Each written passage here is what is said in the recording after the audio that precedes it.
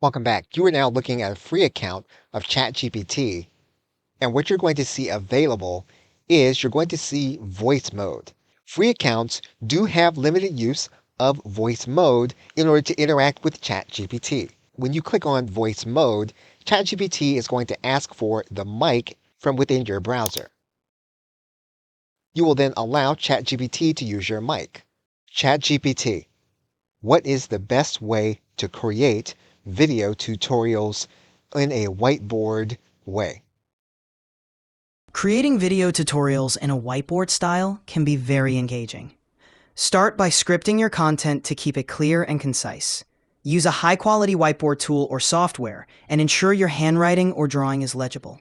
Use color coding to highlight key points and keep your explanations straightforward and engaging. Finally, practice your delivery to maintain a smooth and professional tone.